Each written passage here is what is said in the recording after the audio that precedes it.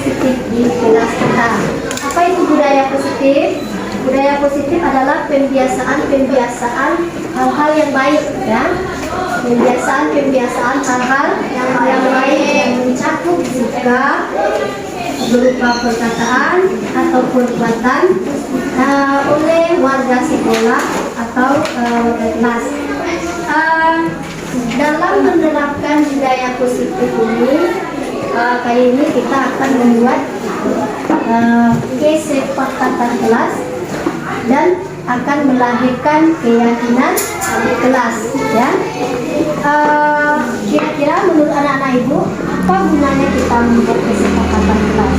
Supaya silakan saya agar tidak ribut, agar tidak ribut, agar supaya saat belajar kita merasa nyaman. Ada lagi, Bu? Apa gunanya kita membuat kesepakatan kelas? Tidak bertengkar, supaya tidak bertengkar. Pas? Ya. Nah, nanti anak-anak ibu akan membuat masing-masing anak-anak ibu akan membuat masing-masing satu kesepakatan, ya. Kalau dapat kesepakatan kelas ini tidak sama dengan teman yang sebelah. Bisa dipahami? Bisa tuangkan apa yang ingin anak-anak ibu buat. Nah, nanti anak-anak ibu tulis pada kertas yang berwarna pink, ya. Di sini akan anak ibu tulis kesepakatan kelas yang kalian cocok dengan kelas. Bisa dipahami? Bisa.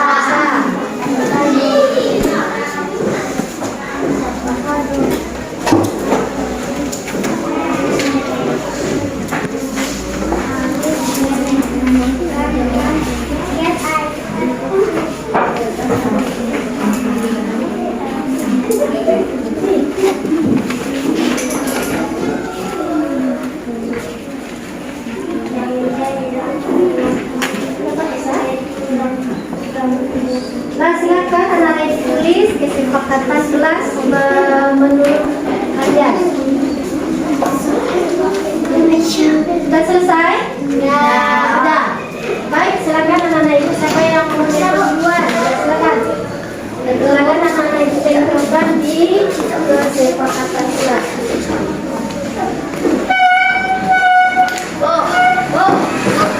Silakan. Dulu. Ya. Silakan. Aira, Intan, silakan nanti masalah ini.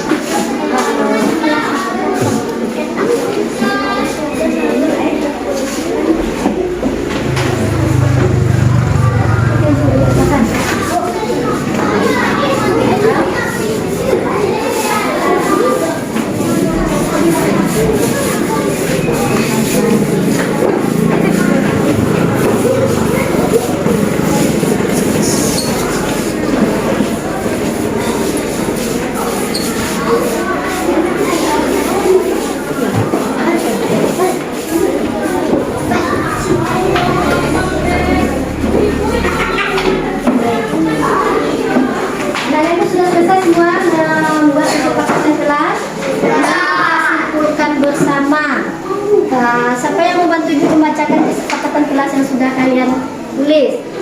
Oke, silakan Kesha Maila.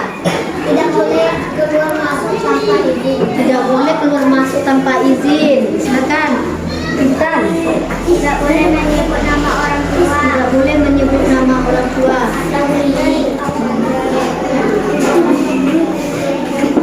Iya, boleh meribut.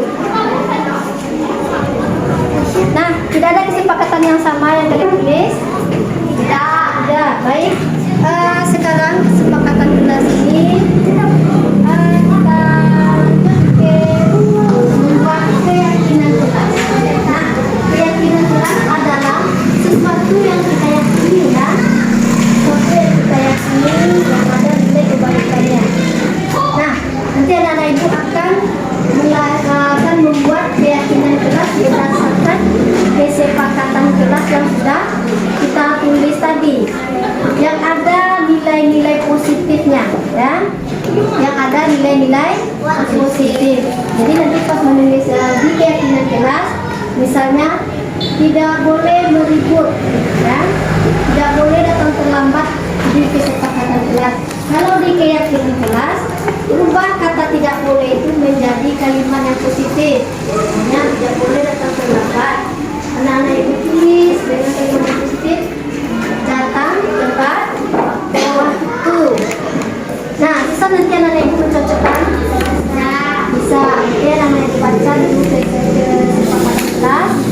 Setelah itu tuangkan ke keyakinan kelas. Gunakan kalimat-kalimat yang positif. Nah, kita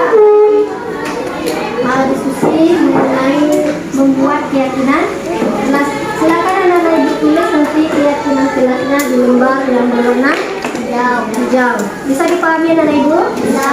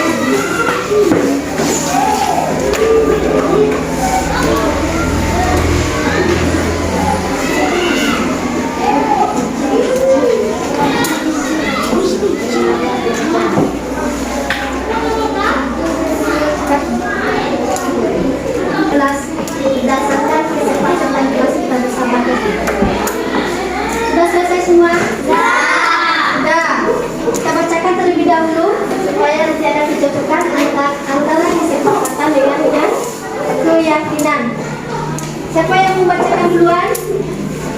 Keyakinan kelasnya? Coba.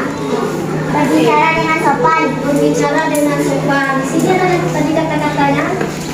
Tidak boleh menyebut nama orang tua. Tidak boleh. Berbicara dengan sopan. Masuk keyakinan berbicara dengan sopan. Bisa?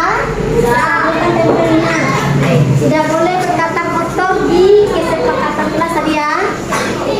Dibuat di keyakinannya berbicara dengan sopan.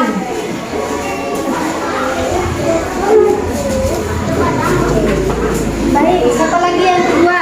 Coba Nika. Masuk tepat waktu. Coba kita lihat kesepakatan kelasnya. Tidak boleh apa tadi? Tidak boleh terlambat masuk kelas atau sekolah. Tidak boleh terlambat. Jadi di keyakinannya apa yang ditulis? Masuk tepat waktu. Masuk keyakinan dia? Masuk. Silakan ditambah.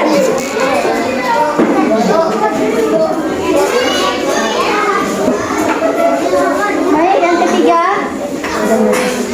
Apa lagi yang menempel? Yuk lanjut.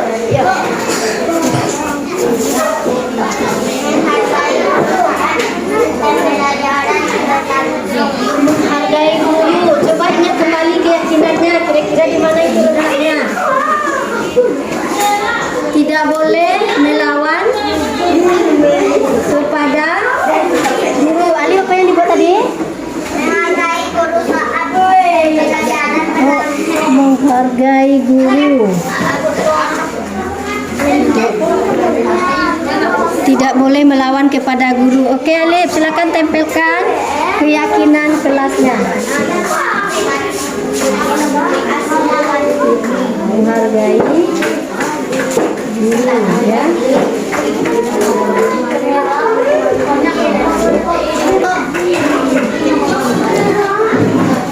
Yuk antri ke depan, nak. Yuk, silakan.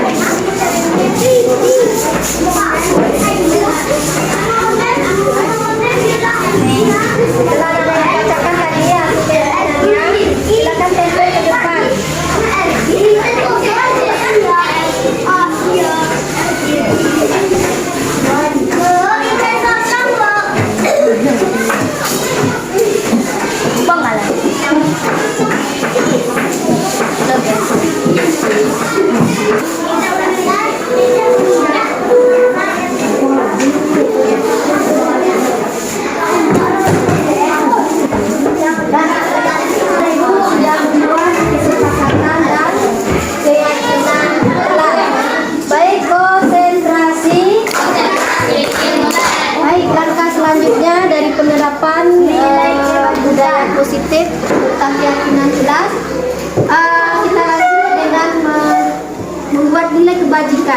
Nah, dari keyakinan kelas yang kita buat, yang kita rancang, lalu dia akan melahirkan nilai-nilai kebajikan. Coba kita ulang kembali kira-kira dari keyakinan kelas yang sudah kita buat, nilai-nilai kebajikan apa saja yang ada pada keyakinan kelas yang sudah kalian buat. Nah, silakan nanti anak-anak ibu tuangkan pada kertas yang berwarna kuning. Ini ya.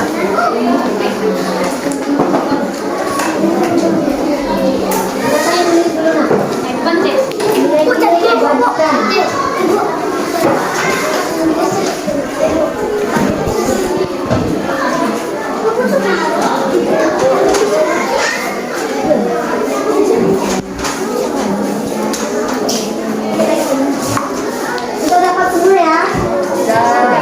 Oke, silakan anak-anak tulis nilai-nilai kebajikan berdasarkan keyakinan kelas yang sudah kita buat tadi. Sudah selesai semua? Sudah. Coba didengarkan dulu nilai kebajikan yang kalian tuangkan. Coba. Kasih sayang. Kasih sayang.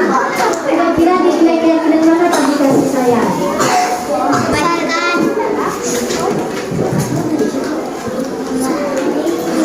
Kasih sayang. Mana kira-kira?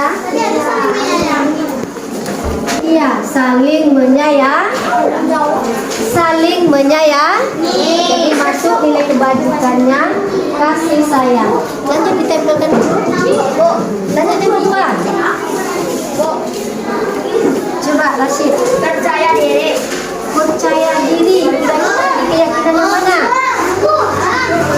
Keyakinan mana muncul nilai kebajikan yang percaya diri?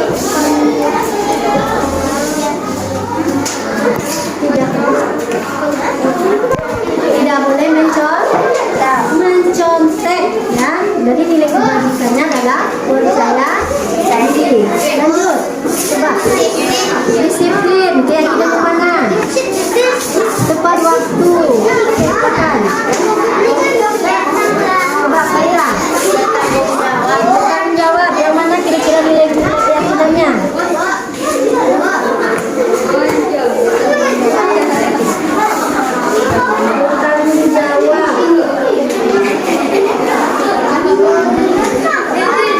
Masuk tepat waktu. Masuk tanggung jawab ya. Mengerjakan tugas tepat waktu juga masuk nilai kebajikan tanggung jawab. Baik anak-anak semua, karena sudah menyebutkan nilai-nilai kebajikan semua, silakan anak-anak ibu semua.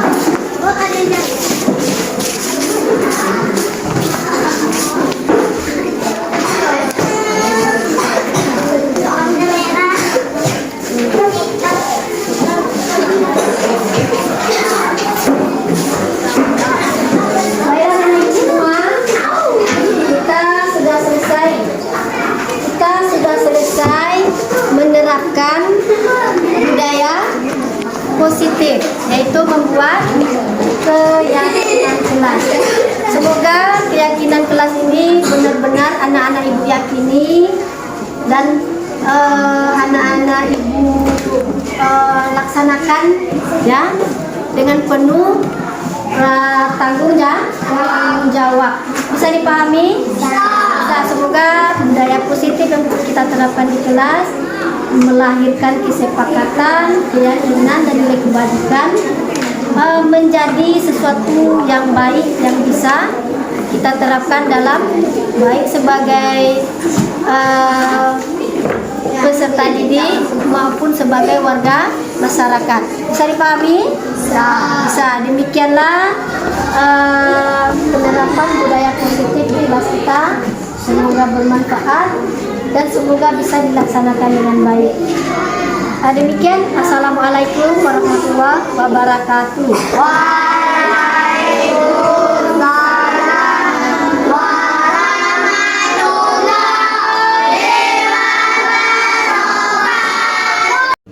Bagaimana perasaan kita setelah kita melaksanakan penerapan budaya positif di kelas kita? Ya, kira-kira apa manfaat dari penerapan budaya positif?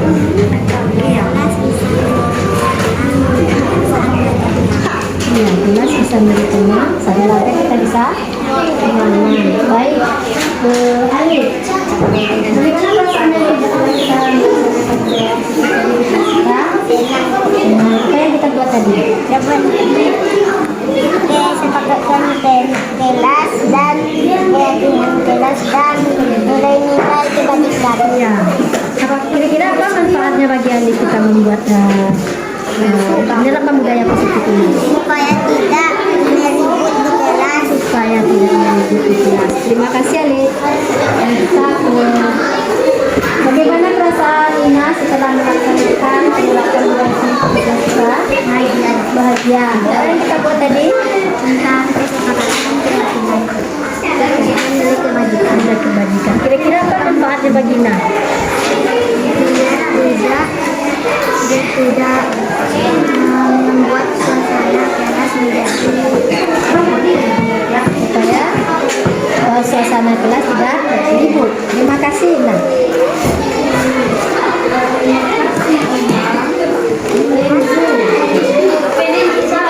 Bagaimana perasaan Iqbal? Senang.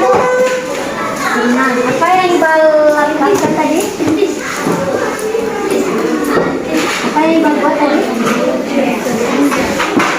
Kesepakatan apa? ini jelas. Apa lagi yang Iqbal buat tadi? Keyakinan kelas. Kira-kira apa manfaatnya bagi Iqbal kita membuat keyakinan?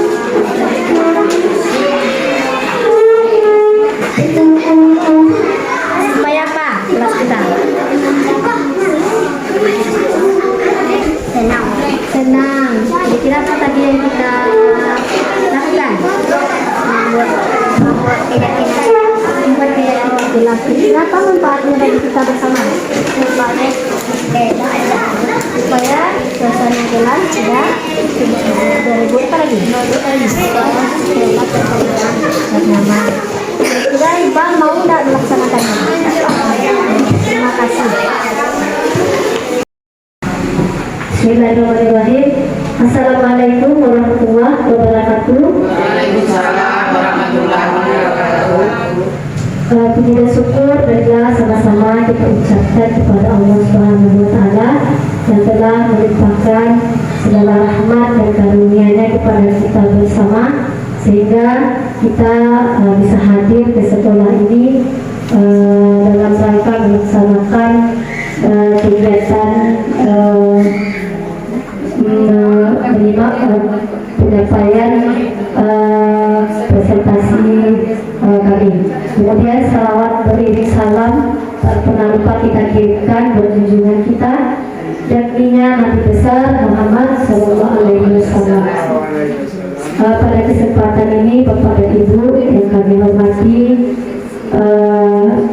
Ibu Kepala Sekolah yang sudah meluangkan waktunya untuk kami, kemudian kepada Bapak-bapak dan Ibu yang guru, kemudian yang kami hormati wali murid yang sudah menghadiri acara tugas presentasi kami. Pada kesempatan ini izinkan kami memperkenalkan diri. Nama Miriati SPD dari SDN 18 Tebing Tinggi CGP Angkatan 9. Pada kesempatan ini saya akan mempresentasikan penyebaran pemahaman dan penyerapan pengalaman budaya positif di sekolah.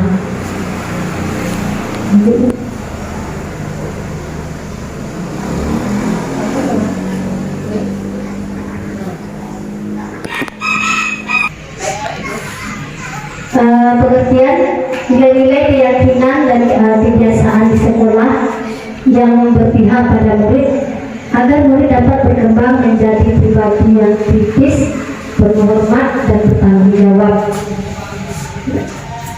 Konsep inti budaya positif ada 8. Yang pertama, perubahan paradigma belajar. Yang kedua ada disiplin positif. Yang ketiga, keyakinan kelas. Yang keempat, motivasi perilaku manusia. Kemudian yang kelima, hukuman dan penghargaan. Keenam, kebutuhan dasar manusia. Yang ketujuh, 5 posisi kontrol. Dan ke-8, segitiga restitusi. Kita masuk yang pertama, Perubahan paradigma belajar. Pada perubahan paradigma belajar ini tergambar dari orientasi pada penguatan kompetensi dan pengembangan karakter, yang mana sekarang adalah kita berpusat pada karakter yang sesuai dengan profil pelajar Pancasila, yang mana pada profil pelajar Pancasila ini ada 6 dimensi yang tergambar di sana. Lanjut, yang kedua adalah disiplin positif. Disiplin positif merupakan salah satu cara penerapan disiplin yang bertujuan untuk menumbuhkan kesadaran dan memberdayakan anak untuk melakukan sesuatu tanpa adanya ancaman atau hukuman. Pada kesempatan ini kita bisa mengajak anak murid kita untuk berdiskusi atau bermusyawarah untuk menemukan solusi dari permasalahannya. Lalu, tips menerapkan disiplin positif. Di sini ada 4. Yang pertama, kenalkan disiplin sejak dini. Kita sebagai guru ataupun sebagai orang tua, kita wajib mengenalkan kepada anak-anak kita tentang pentingnya disiplin ini. Jadi kita tanamkan mulai dari pendidikan yang ada di rumah, sekolah, dan lingkungan masyarakat. Kemudian yang kedua, diskusi setiap aturan dan kesepakatan yang dibuat. Di sini peran kita sebagai guru, kita mengajak murid kita tadi untuk berdiskusi kembali tentang apa permasalahan yang dialami. Kemudian kita kaji ulang kembali kesepakatan kelas yang sudah dibuat bersama di kelas. Kemudian yang ketiga, memberikan konsekuensi logis sesuai dengan permasalahan yang sudah atau kesalahan yang sudah mereka lakukan, harus sesuai dengan konsekuensinya. Kemudian yang keempat, bersikap tegas, bukan marah. Angka selanjutnya yaitu keyakinan kelas. Keyakinan kelas ini merupakan kesepakatan kelas yang diyakini bersama oleh guru, murid selama proses pembelajaran.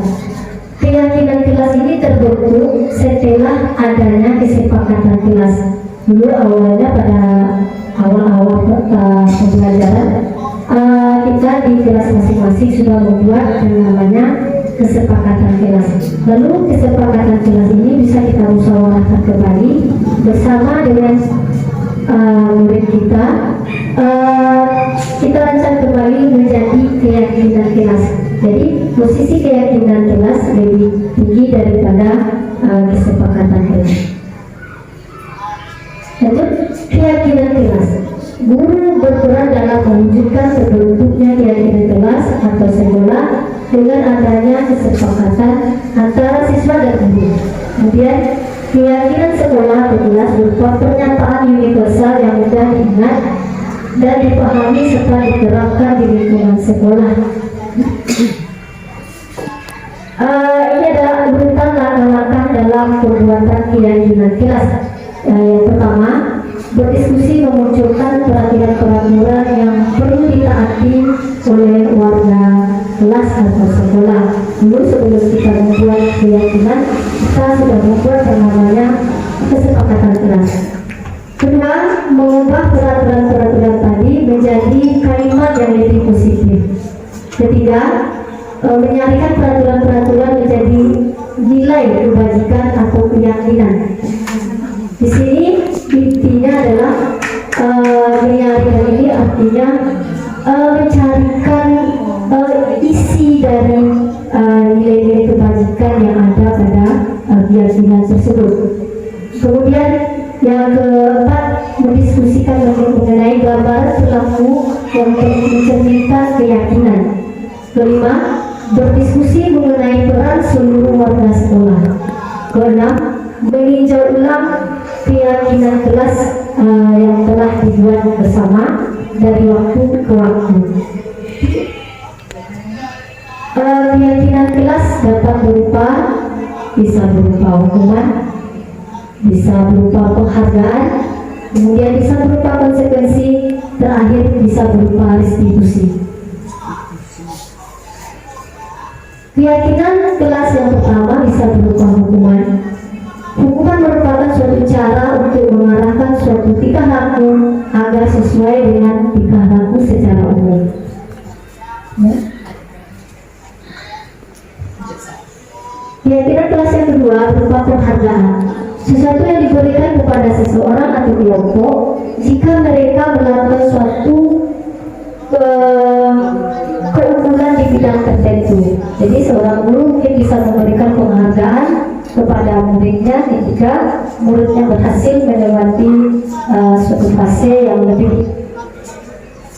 Kemudian ada konsekuensi. Konsekuensi ini adalah akibat atau hasil dari pengaruh dari perbuatan dari murid kita tadi.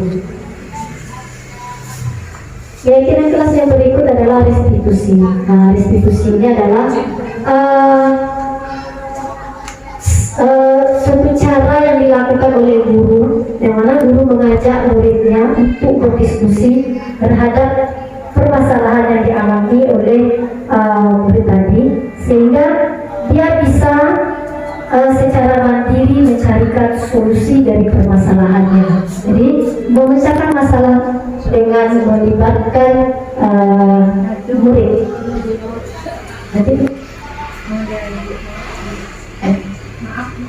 motivasi perilaku manusia. Yang pertama ada namanya motivasi ekstrinsik. Yang pertama untuk menghindari rasa ketidaknyamanan. Kemudian yang kedua untuk mendapatkan imbalan atau penghargaan dari orang lain. Yang ketiga untuk menjadi orang yang mereka inginkan dan menghargai diri sendiri dengan nilai-nilai yang mereka yakini. Kemudian yang kedua ada namanya motivasi intrinsik. Artinya di sini adalah untuk menjadi orang yang mereka inginkan dan menghargai diri sendiri dengan nilai-nilai yang mereka yakini. Misalnya motivasi intrinsik ini adalah motivasi yang ada dalam dirinya. Sebaiknya hindari hukuman dan pemberian penghargaan yang berlebihan untuk minimalisir motivasi eksternal dalam diri murid. Berikut ada kebutuhan dasar manusia. Di sini ada 5 kebutuhan dasar manusia. Yang pertama untuk bertahan hidup, yang kedua untuk rasa aman, ketiga kasih sayang, keempat kebebasan, dan kelima penguasaan.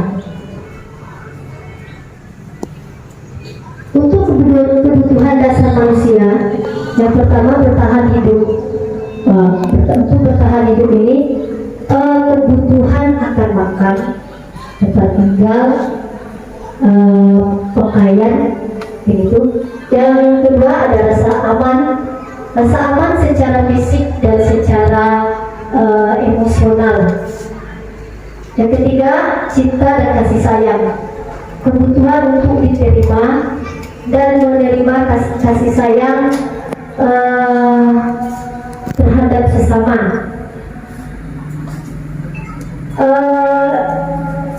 Yang berikutnya adalah posisi kontrol.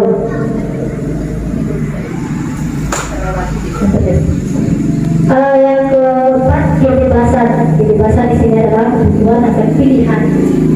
Kebebasan memberikan pendapat, kemandirian dan otonomi. Dan anak kita ingin menginginkan kebebasan dalam dirinya, kebebasan untuk bertindak, kebebasan untuk mengeluarkan pendapat, kebebasan untuk mengeluarkan ide-idenya. Kemudian yang kelima penguasaan, kebutuhan untuk akan pengakuan atas kemampuannya. Kemudian lanjut posisi kontrol. Sebelum kita masuk posisi kontrol, mungkin ada pertanyaan Bapak Ibu?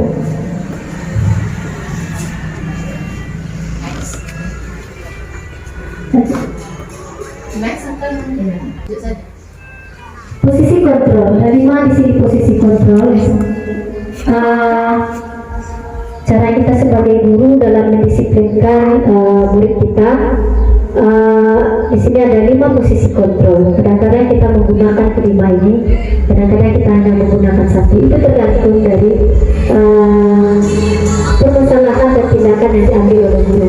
Yang pertama sebagai penghukum, yang kedua sebagai pembuat rasa bersalah, yang ketiga sebagai teman, yang keempat sebagai pemantau, dan yang kelima sebagai manajer. Posisi kontrol yang pertama yaitu sebagai penghukum. Di contoh kalimatnya, patuhi aturan saya, atau awas kamu selalu saja salah, selalu pasti selalu yang terakhir selesai. Di sini adalah guru sebagai penghukum, sehingga murid tadi merasa dirinya baik secara terhukum, baik secara fisik maupun secara emosionalnya. Yang kedua, posisi kontrol membuat merasa bersalah. Kira-kira kalimatnya seperti ini. Ibu sangat kecewa sekali dengan kamu. Berapa kali ibu harus memberitahu kamu ya. Gimana coba kalau orang tua kamu tahu kamu berbuat begini. Jadi di sini guru posisinya sebagai pembuat rasa bersalah, memberikan kalimat atau kata-kata dari gambaran seperti ini. Lanjut yang berikutnya. Yang ketiga, posisi kontrol sebagai teman. Kira-kira kalimatnya seperti ini. Ayo bantulah diri Bapak ya, ayo kita ingat. Ayo ingat tidak bantuan Bapak selama ini. Ya sudah, kali ini tidak apa-apa, nanti Ibu akan bantu bereskan. Jadi posisi di sini adalah sebagai teman, mengajak murid kita untuk menyelesaikan permasalahannya. Kita rangkul dia sebagai teman. Lanjut, sebagai pemantau. Kira-kira kalimat seperti ini. Pelan-pelannya apa? Apa yang telah kamu lakukan? Atau sanksi atau konsekuensinya apa? Jadi guru di sini sebagai pemantau yang menanyakan kira-kira kalimat seperti ini kepada muridnya. Yang kelima sebagai manajer ya. Sebagai manajer, kira-kira kalimat seperti ini. Apa yang kita yakini? Jadi sebagai manajer ini guru menanyakan kepada muridnya tentang suatu keyakinannya. Kembali ke keyakinan kelas. Apakah kamu meyakininya? Jika kamu meyakininya, apakah kamu bersedia memperbaikinya? Jika kamu memperbaiki ini, hal ini menunjukkan tentang dirimu. Apa rencana kamu untuk memperbaiki hal ini? Dalam posisi manajer ini, guru mengajak muridnya untuk berdiskusi terhadap permasalahannya. Kemudian si murid tadi berusaha untuk mencarikan secara mandiri, mencarikan solusi dari permasalahannya sendiri. Lalu nanti memantau atau memberikan umpan balik terhadap permasalahan atau solusi dari permasalahannya. Sebelum kita lanjut ke budaya positif segitiga restitusi, ada pertanyaan Bapak Ibu? Budaya positif berikut adalah segitiga restitusi. Segitiga restitusi adalah merupakan solusi terbaik dalam menyelesaikan atau menerapkan disiplin positif di sekolah. Selama ini mungkin kita sering posisi kita sebagai menerapkan 5 posisi kontrol, sering sebagai penghukum, tapi di sini ada solusinya, itu segitiga restitusi. Yang pertama, pada segitiga restitusi ini yang dilakukan oleh guru adalah menstabilkan identitas. Yang kedua, validasi tindakan yang salah. Yang ketiga, menanyakan keyakinan jelas.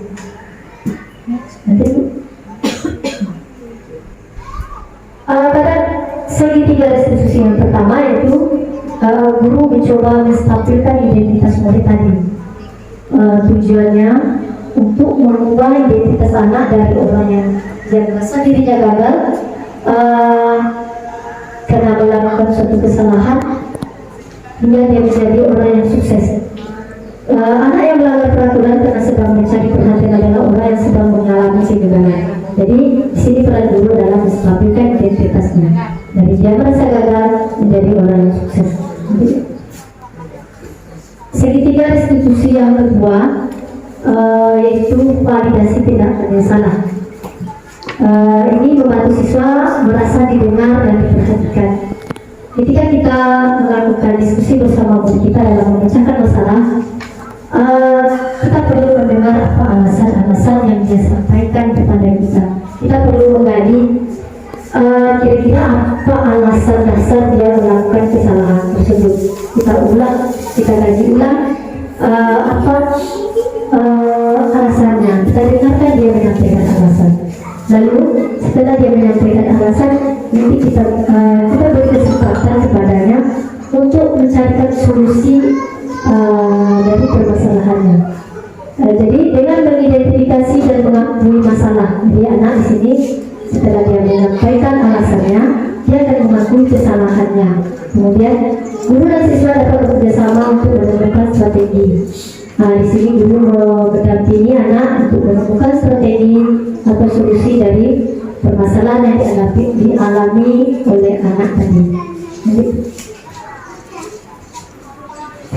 Segitiga restitusi yang ketiga itu menanyakan keyakinan kelas. Ya, kita di kelas sudah membuat namanya kesepakatan kelas. Setelah adanya kesepakatan kelas, kita musyawarahkan lagi, barulah lahir keyakinan kelas. Dalam segitiga restitusi, kita perlu menanyakan kembali keyakinan kelas yang sudah dibuat, yang sudah diyakini oleh kelas tersebut. Lalu kira-kira apa keyakinan kelas yang sudah dia langgar? Terima kasih.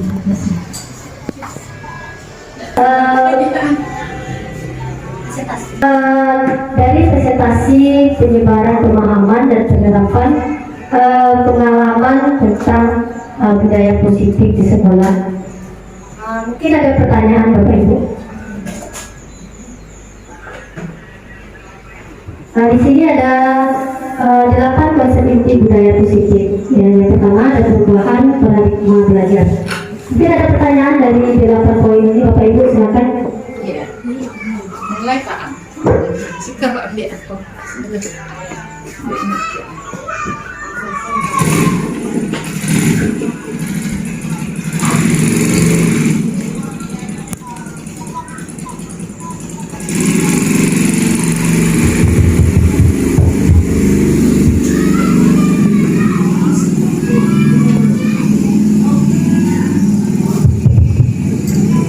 Pada perubahan paradigma belajar, dari budaya positif tadi, ini ada 8 konsep inti. Mungkin ada pertanyaan Bapak Ibu. Silakan Bu. Assalamualaikum warahmatullahi wabarakatuh. Waalaikumsalam. Perkenalkan, kami kepala sekolah dari SDN Makam Batu ini ingin menanyakan kepada Ibu Menteri tentang perubahan paradigma belajar. Mungkin bisa salah satu contoh dari perubahan paradigma belajar dari siswa kita. Mungkin itu Bu. Terima kasih Bu atas pertanyaannya. Perubahan paradigma belajar merupakan pembelajaran yang berorientasi pada penguatan kompetensi yang mengembangkan karakter. Di sini pada paradigma belajar ini adalah bahwa kita ada namanya menjawab pertanyaan dari Ibu tadi. Perubahan paradigma belajar sekarang merupakan berorientasi pada kompetensi pengembangan karakter, yang mana di sini sesuai dengan tujuan pendidikan itu adanya perubahan karakter sesuai dengan profil pelajar Pancasila. Pada sebelumnya kita belum mengenal ini. Sekarang untuk perubahan paradigma belajar kita berfokus pada profil pelajar Pancasila.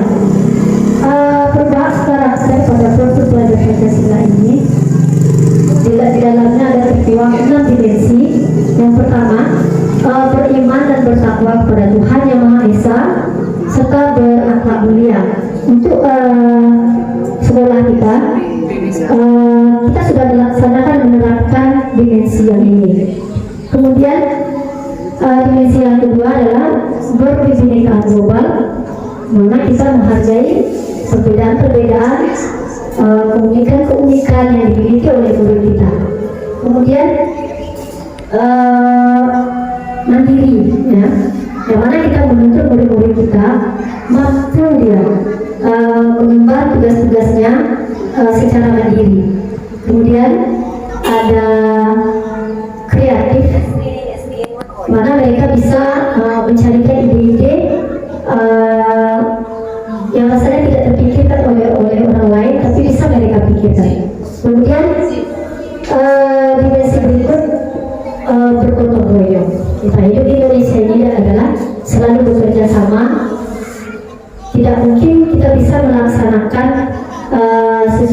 sesuatu itu tanpa adanya kolaborasi atau kerjasama dari pihak lain. Kemudian ada namanya bernalar kritis.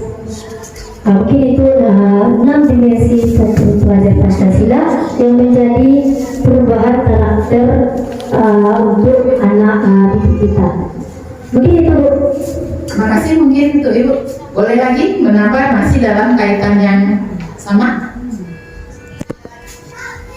Begini Bu, setelah disebutkan tadi, ternyata mungkin di sekolah kita sudah melaksanakan hal yang demikian. Kami ingin tanyakan lagi, apakah perubahan paradigma belajar di sekolah kita ini, terutama mungkin di kelas yang Ibu ampu, sudah terlaksana atau bagaimana? Terima kasih, Bu. Untuk perubahan paradigma belajar ini sesuai dengan perubahan karakter mengenai dimensi profil pelajar Pancasila. Untuk penerapan yang jelas, terima kasih atas pertanyaan Ibu. Untuk penerapan perubahan paradigma belajar mengenai perubahan karakter yang sesuai dengan profil pelajar Pancasila ini, saya rasa sudah terlaksana dengan baik di kelas masing-masing. Salah satu contohnya seperti beriman dan bertakwa kepada Tuhan Yang Maha Esa serta berakhlak mulia. Setiap pagi anak-anak kita selalu memulai pembelajaran itu dengan berdoa, kemudian selalu menutup pembelajaran juga dengan berdoa. Kemudian dalam pembelajaran mereka seperti diskusi kelompok, mereka menerapkan kerjasama, dimensi kerjasama atau kata lain berkolaborasi. Kemudian di sana dalam pembelajaran juga ada mandiri, ada kreatifnya, ada bernalar kritis. Kemudian dalam pergaulan anak-anak kita di kelas, untuk kebinekaan global, mereka sudah menghargai perbedaan-perbedaan sesama antar temannya. Itu, Bu. Makasih mungkin untuk jawaban dari Ibu pemateri, mungkin itu. Ya, kami tutup. Assalamualaikum warahmatullahi wabarakatuh. Waalaikumsalam warahmatullahi wabarakatuh. Terima kasih atas pertanyaan Ibu. Mungkin ada pertanyaan dari Bapak Ibu yang lain? Baik. Terima kasih. Silakan, Pak. Baik, Assalamualaikum warahmatullahi wabarakatuh. Waalaikumsalam warahmatullahi wabarakatuh. Sesuai pembelajaran kita pada hari ini, salah satunya adalah pelaksanaan segitiga institusi. Nah, kami tanyakan di sini sejauh mana segitiga institusi ini yang telah berjalan di sekolah kita pada hari ini. Ibu sebagai guru yang telah melaksanakan segitiga institusi ini. Demikian, terima kasih. Terima kasih atas pertanyaannya, Pak. Ini pertanyaan tadi, Pak, mengenai sejauh mana penerapan dari segitiga institusi ini di kelas atau di sekolah.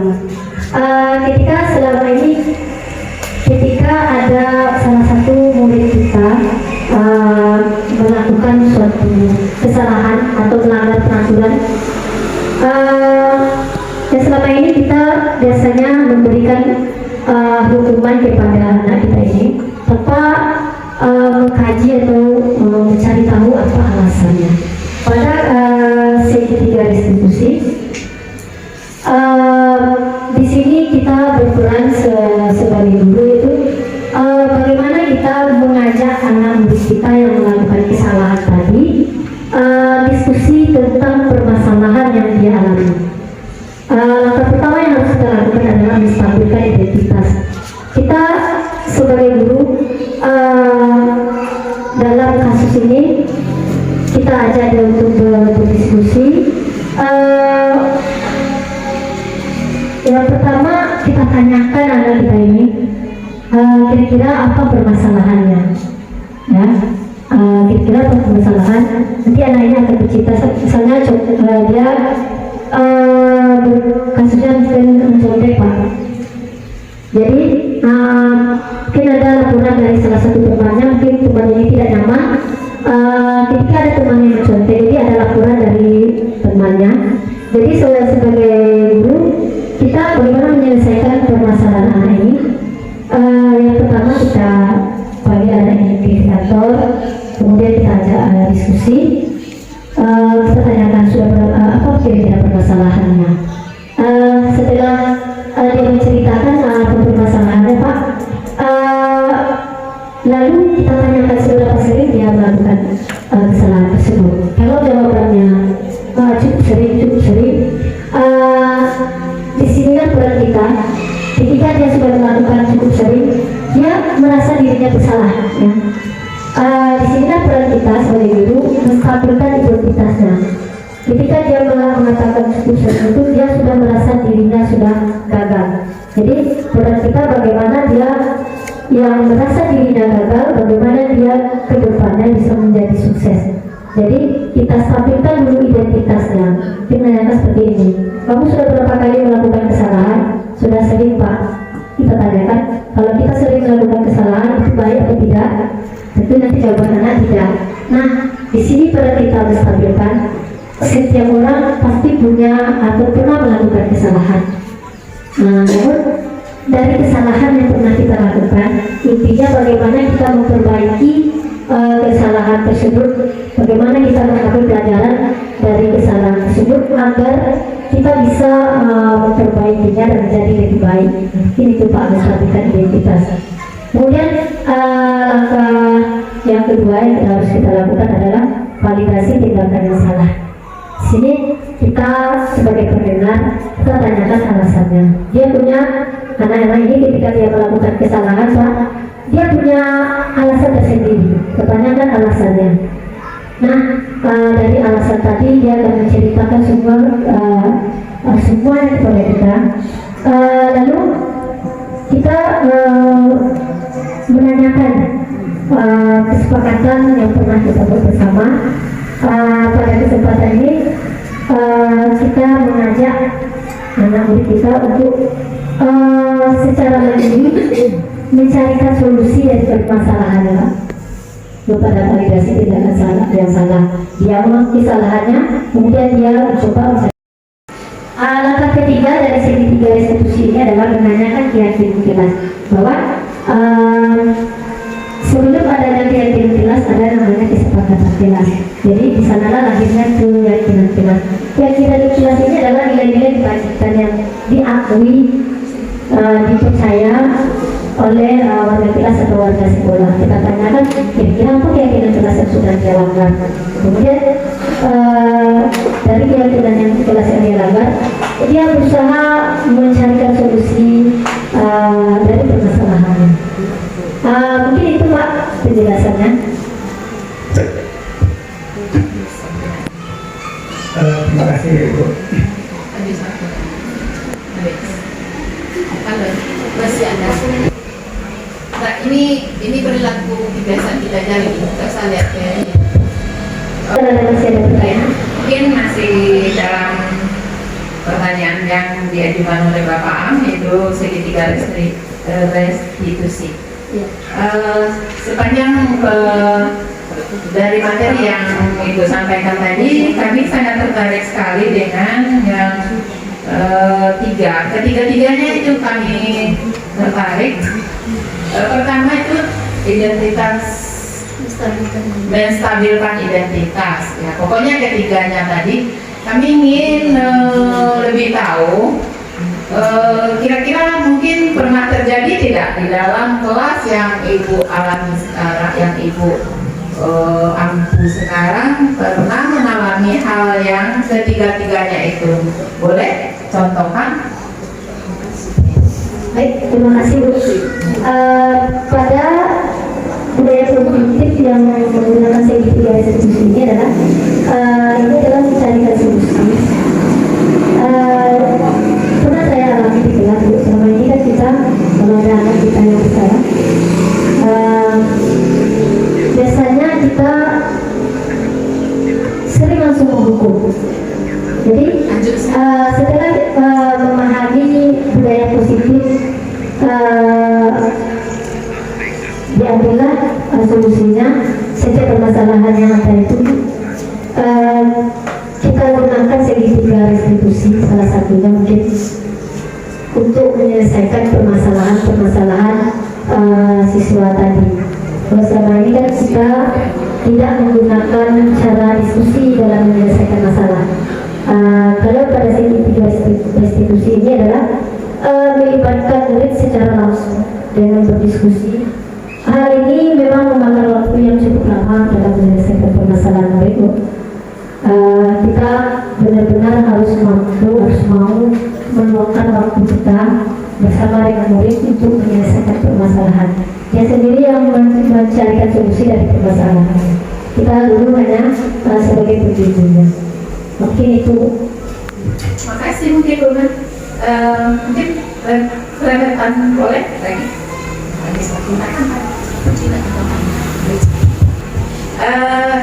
Dari cerita yang sudah Bu tampilkan tadi, di kelas pernah terjadi, kemudian perilaku anak yang harus kita beri hukuman, kita minta dari dia.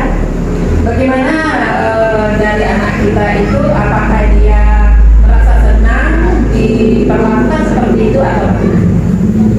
Terima kasih Bu. Ketika saya melakukan segitiga restitusi di kelas, ada kemarin dua kasus yang diselesaikan secara segitiga restitusi. Setelah selesai menyelesaikan masalah dengan segitiga restitusi ini, lalu saya meminta anak ini untuk mengungkapkan perasaannya. Alhamdulillah, mereka mengatakan sangat senang sekali ketika dia melakukan kesalahan, dia diberi kesempatan untuk berdiskusi dan mencarikan solusi dari permasalahan sendiri. Ini itu. Ya, terima kasih. Lagi dengan rentetan itu masih terus. Dengan kesenangan hati siswa kita seperti itu, berarti anak kita mau mengungkapkan apa yang kesalahan yang telah dia perbuat, dia mau mengungkapkannya. Mungkin untuk kelas-kelas yang lain nantinya bisa kita pantau apakah kelas lain sudah melaksanakan atau belum. Ini itu Bu. Iya, terima kasih Bu. Ya, saya berharap di sini sebagai seorang CDP, saya berharap sekolah kita mau meluangkan waktu dalam menerapkan budaya positif tentang segitiga restitusi ini. Mungkin itu.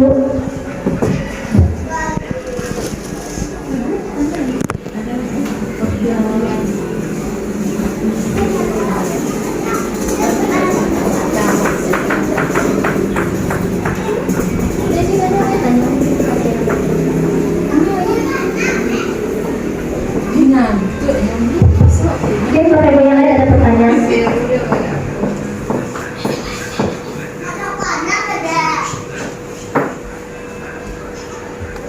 Pencak yang inti tadi saya perjalanan yang akan itu ya.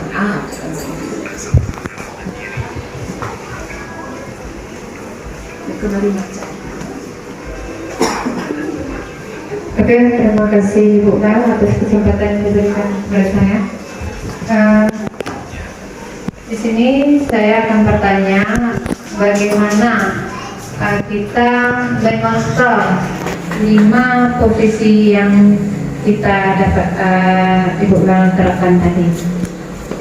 Bagaimana cara Bu Kal untuk memposisikan kontrol yang Ibu lakukan di dalam kelas tersebut? Gimana cara mengobrol yang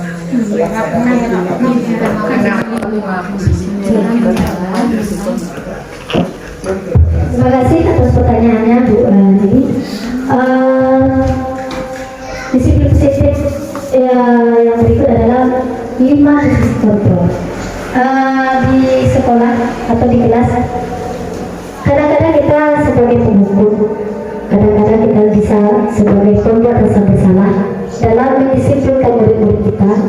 Kadang-kadang kita bisa sebagai teman, kemudian bisa juga sebagai pemantau, dan yang terakhir kita bisa sebagai manajer.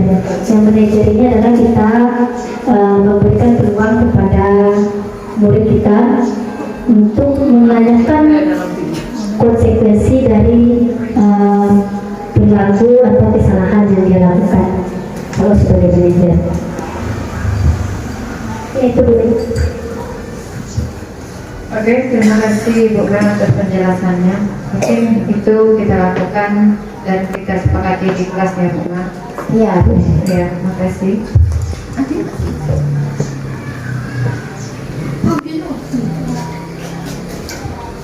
Mungkin lagi Bu Man, kita mau lagi tanya nih. Silakan Bu. Dengan posisi 5 posisi kontrol tadi Bu Man, senang sekali dapat ilmu dengan 5 posisi kontrol ini. Ada sebagai guru sebagai penghukum, ada juga guru sebagai pembuat rasa, kemudian juga ada guru sebagai teman, kemudian juga ada guru sebagai pemantau, kemudian juga sebagai manajer. Kalau sebagai manajer itu sudah sesuai dengan keyakinan kelas dan kesepakatan kelas, itu kata Bu Mel tadi. Kami ingin yang sebagai teman. Bagaimana caranya Bu Mel untuk dalam posisi kontrol tadi mengajak siswanya yang sebagai posisi sebagai teman? Mungkin ceritakan ceritanya. Terima kasih Bu. Posisi kontrol dalam mendisiplinkan murid kita, kadang kita menerapkan sebagai teman. Di sini kita mengajak murid kita untuk mendisiplinkannya dengan kata-kata seperti ini. Ayo nak bantulah ibu. Demi seseorang, demi kepala sekolah, atau seandainya kita pernah menggantikan guru lain, kita beri tugas anak di bawah guru ini, tetapi si anak tidak mau mengerjakannya. Lalu kita mengajak dia dengan sebagai teman itu, ayo anak kerjakan tugas ini demi ibu di kelasnya, seperti itu. Makasih ya Bu Mel. Tapi apakah Bu Mel sudah ada melakukan seperti itu di dalam kelasnya? Mungkin siswanya yang malas membuat tugas, udah ada diajak seperti itu? Pada posisi kontrol sebagai teman, di kelas sudah pernah saya lakukan. Ketika ada murid saya tidak mengerjakan tugas, saya selalu mengajak anak-anak, ayo anak kerjakan tugas ini demi masa depanmu, demi orang tuamu. Jadi kita seperti itu, kita mengajak anak-anak kita sebagai posisi kontrol kita sebagai teman. Iya, makasih sekali Bu Mel. Ya.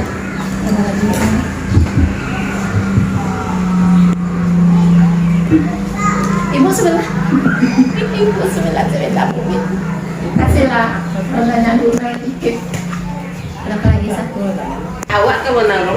Baik Bapak Ibu, mungkin ada suasana kegiatan kita berjalan dengan rileks. Saya minta bantuan kepada Ibu Bu Nur untuk mengajak kita bersama disiplin. Silakan Bu. Ayo Bu. Ayo.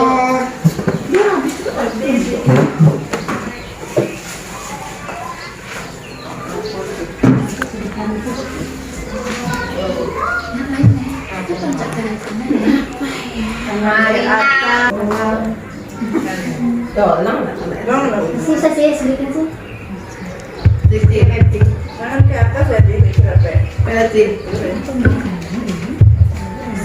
Dia ada.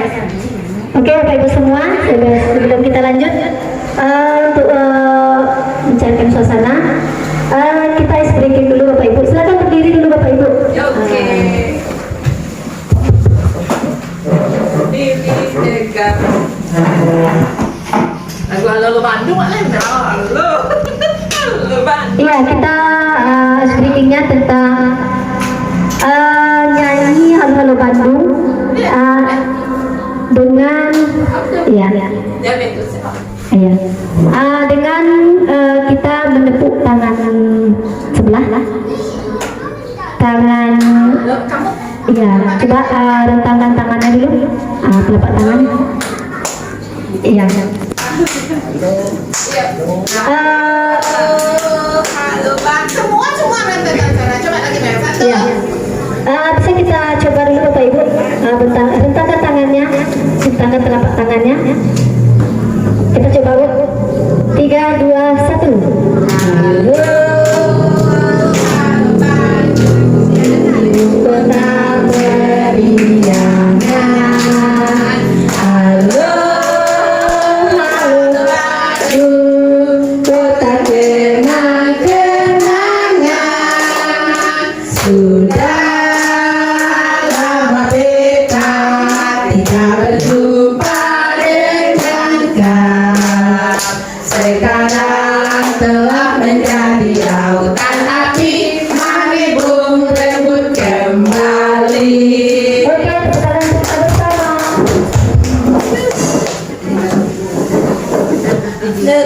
Namanya Mike. Tadi bagaimana? Silakan Bapak Ibu kalau ada pertanyaan kami persilakan tentang budaya penerapan budaya Betawi. Baiklah, ya waktu yang diberikan oleh Bu Mel untuk menanyakan pertanyaan keyakinan bagaimana caranya Caranya kita menerapkan kelas, menerapkan waktu di dalam kelas. Terima kasih Bu. Di pertanyaannya bagaimana menerapkan keyakinan kelas. Terima kasih Bu. Langkah pertama yang harus kita lakukan dalam membuat keyakinan kelas itu kita mengajak murid kita ini untuk berdiskusi, ya, diskusi tentang peraturan-peraturan yang ada di kelas ini. Yang mana peraturan kelas ini biasanya dibuat tanpa adanya musyawarah saja dari dulu atau dari sekolah. Jadi kita tanyakan dulu berdasarkan diskusi itu apa peraturan yang ada di kelas atau di sekolah. Setelah mereka berdiskusi, mereka menemukan peraturan-peraturan yang ada di kelas atau sekolah, lalu mereka tuangkan pada secari kertas. Kemudian masing-masing siswa tadi mereka semua harus menemukan peraturan kelas. Setelah peraturan kelas dibuat, barulah nanti ada namanya kesepakatan kelas. Mereka mendiskusikan bersama dari peraturan tadi, dibuat kesepakatan kelas. Kesepakatan kelas ini adalah tujuannya supaya anak-anak nanti belajar di kelas itu merasa nyaman, aman. Jadi perlu adanya kesepakatan antara murid dan guru. Di sini masih menerapkan sistem diskusi. Setelah mereka menemukan atau membuat kesepakatan kelas, kemudian kesepakatan kelas tersebut disusun. Kemudian jika nanti ada yang sama, nanti digabung teman-temannya. Setelah kesepakatan kelas itu disusun, dibuat ke semacam kesimpulan. Kemudian kesepakatan kelas tadi diskusikan lagi menjadi nilai-nilai yang diyakini oleh murid kita, nilai-nilai kebajikan atau nilai-nilai kebaikan. Misalnya kalau di kesepakatan kelas masuk tepat waktu. Kalau di kesepakatan kelas diubah menjadi satu tidak boleh terlambat. Kalau di keyakinan kelas dirubah kata tidak boleh tadi menjadi kaitan yang positif. Misalnya menerapkan disiplin. Jadi pada keyakinan kelas ini adalah berubahnya menjadi nilai kebajikan yang diyakini berupa kalimat positif. Kemudian menyatukan atau mencarikan inti dari kesepakatan yang dibuat. Kemudian diskusi lagi mengenai gambaran berlaku yang pernah mereka lakukan di kelas. Kemudian setelah kesepakatan kelas dibuat, dipajang di kelas masing-masing. Setelah itu nanti seiring waktu berjalan, kesepakatan kelas ini harus ditinjau ulang atau di-review kembali. Ada nanti anak-anak kita mungkin tidak lagi atau melanggar dari keyakinan kelas. Kita perlu mengulang-ulang kembali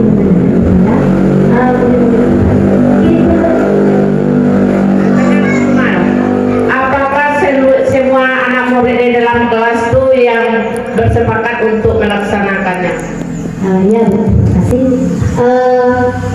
Saat kita membuat keyakinan kelas, guru di sana harus melibatkan semua muridnya, karena di sini adalah sistemnya diskusi. Jadi harus semuanya mengeluarkan pendapat. Jadi walaupun nanti ada pendapat yang sama, nanti digabung, mencarikan kesimpulan dari kedua pendapat tersebut.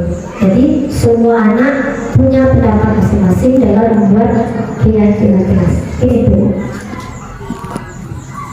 Terima kasih. Sama-sama.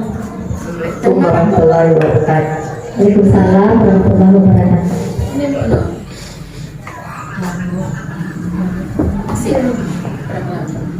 Masih ada pertanyaan Bapak Ibu? Makasih Bu Man. Ya. Masih dalam keyakinan kelas tadi. Setelah dibuat kesepakatan kelas, mungkin sudah ada beberapa item di dalam kesepakatan itu yang ditampilkan oleh siswa, mungkin ditempel, kemudian dijadikan satu atau berapa jadi satu peraturan di dalam kelas. Ternyata setelah peraturan-peraturan itu terlaksana, tadi kata Bu Mel ada di pantau ulang. Ya. Andaikan anak kita mungkin karena dia sudah agak lama, tentu dia agak lupa. Ya, contoh izin keluar untuk laki-laki satu orang, tidak boleh banyak. Kebetulan di satu hari anak kita mungkin pergi keluarnya ada 3 orang. Tentu dia lupa mungkin ya, lupa dengan peraturan kelas tadi atau kesepakatan kelas tadi. Setelah dia masuk, tinggal di dalam.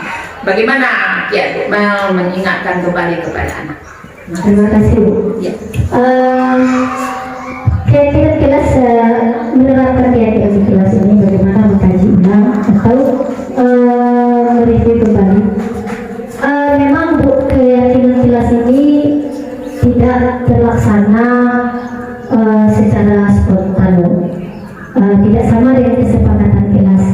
Keyakinan kelas ini di atas dari kesepakatan kelas posisinya, karena di sini adalah nilai-nilai keyakinan. Mereka harus yakin dulu. Jadi untuk meyakinkan ini butuh waktu, jadi tidak bisa dengan cepat. Mungkin kita jika ada siswa kita melanggar keyakinan kelas, mungkin kita perlu sebelum kita memulai pembelajaran, kita mungkin perlu mengingatkan kembali keyakinan kelas yang sudah kita sepakati bersama, dan anak-anak kita lupa ataupun masih ketika dia ingat tapi dia karena tidak kita ingatkan, mereka akan mencoba mencari-cari waktu atau mencari celah untuk melanggarnya. Mungkin itu. Terima kasih. Iya, makasih Bu Mel. Mungkin berentetan lagi. Karena kelupaan siswa kita tadi, mungkin sudah diberi setelah dia melanggar kan sudah diberi peringatan untuk kedepan yang dia kerjakan tadi, bagi anak-anak seperti kata Bu Mel mau mungkin mencari celah yang baru karena ini ibu udah lupa mungkin kita buat gitu. Bagaimana kiatnya lagi untuk meyakinkan kembali anak kita itu, meyakinkan dia kembali?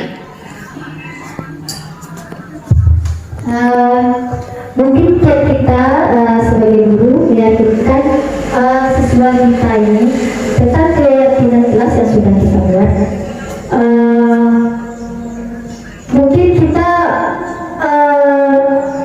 mencoba mengajaknya kembali berdiskusi, mengajaknya kembali berdiskusi.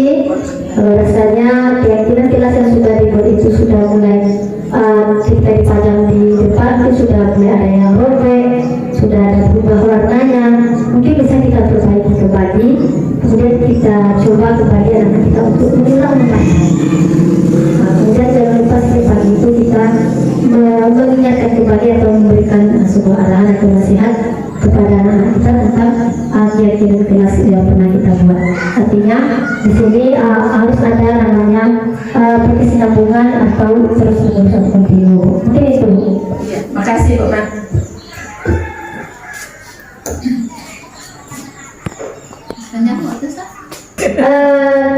Baiklah Bapak Ibu, setelah kita diskusi atau setelah saya presentasi mengenai penyebaran pemahaman tentang budaya positif ini, semoga budaya positif ini dapat kita laksanakan di sekolah kita, terlaksana dengan baik baik di kelas ataupun di sekolah kita. Budaya positif itu yang pertama mengenai perubahan paradigma belajar, kemudian ada namanya disiplin positif, ada membuat keyakinan kelas. Ingat kembali Bapak Ibu, ketika kita membuat keyakinan kelas, jangan lupa kita mengajak guru kita berdiskusi atau bermusyawarah, buat dulu kaji ulang dulu peraturan dan kesepakatan kelas kita, baru lahirnya keyakinan kelas. Kemudian mengenai budaya positif yaitu motivasi perilaku manusia. Pada motivasi perilaku manusia ini ada motivasi yang ada dalam dirinya, kemudian ada motivasi yang datang dari orang atau dari luar. Kemudian ada hukuman dan budaya positif dengan hukuman dan penghargaan. Kemudian ada budaya positif tentang kebutuhan dasar manusia. Kemudian 5 posisi kontrol.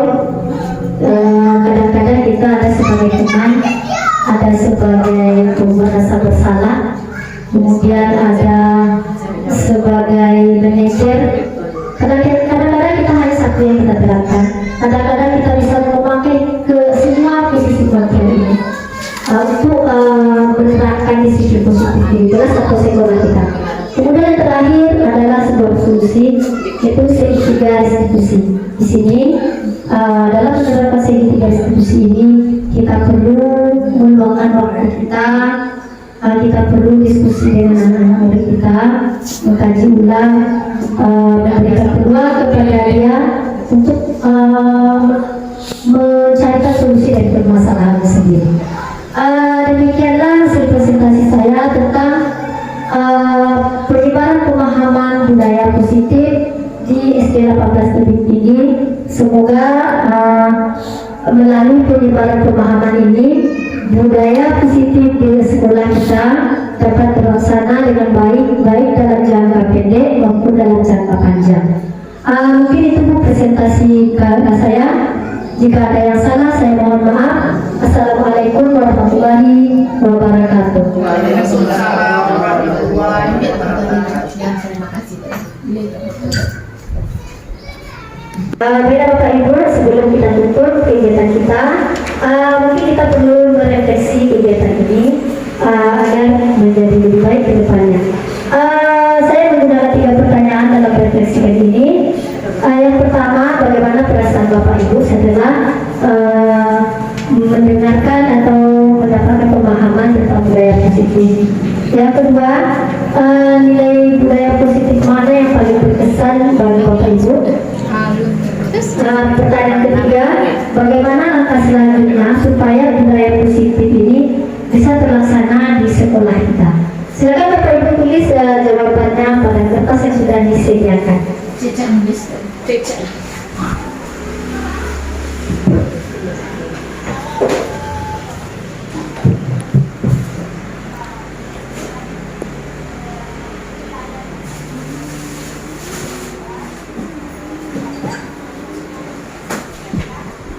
Mungkin sudah selesai ya Bapak Ibu. Silakan Bapak Ibu nanti sampaikan hasil refleksinya kepada kita bersama. Mungkin Ibu mungkin bisa menyampaikan hasil refleksinya dulu ke depan. Mungkin bisa?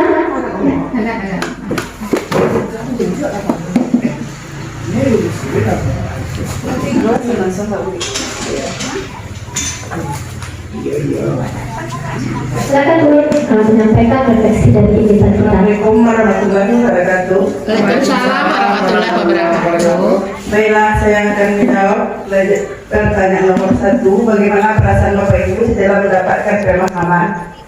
Menurut saya, di sini senang atau sangat menyenangkan dan sangat memuaskan sekali. Terima kasih, itu saja bukan?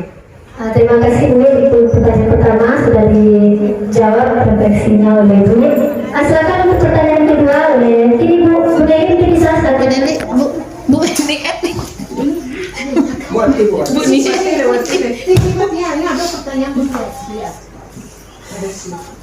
Silakan Bu. Ya, terima kasih kepada Mel yang telah memberikan pertanyaan nomor 2. mengenai nilai yang kedua itu, pertanyaannya nilai budaya positif mana yang paling berkesan bagi Bapak Ibu guru. Menurut saya yang paling berkesan itu 5 posisi kontrol. Karena dengan posisi kontrol ini membawa kita dengan anak murid menjadi lebih dekat. Jadi dengan adanya pendekatan 5 posisi kontrol, kita bersama murid bisa berkolaborasi dalam menyelesaikan suatu masalah yang ada di dalam kelas. Begitu Bu. Terima kasih. Terima kasih Bu. Jadi menurut Bu Ibu, nilai budaya positif yang paling berkesan yaitu tentang 5 posisi kontrol. Terima kasih Bu. Mungkin pertanyaan yang ketiga bisa disampaikan oleh ya, sebentar Pak.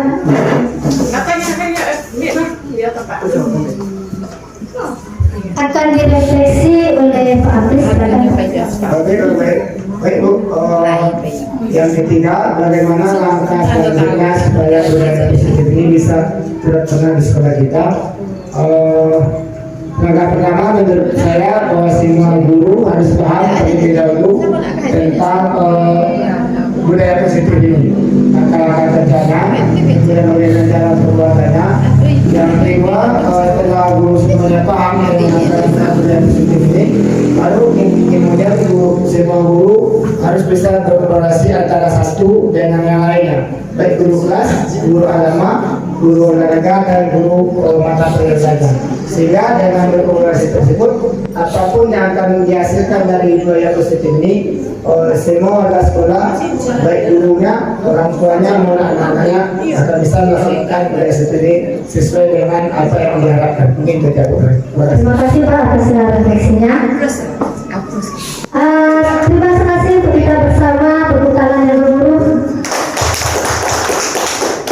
Demikian refleksi dari kegiatan kita. Terima kasih atas perhatiannya. Jika ada yang salah, kami mohon maaf.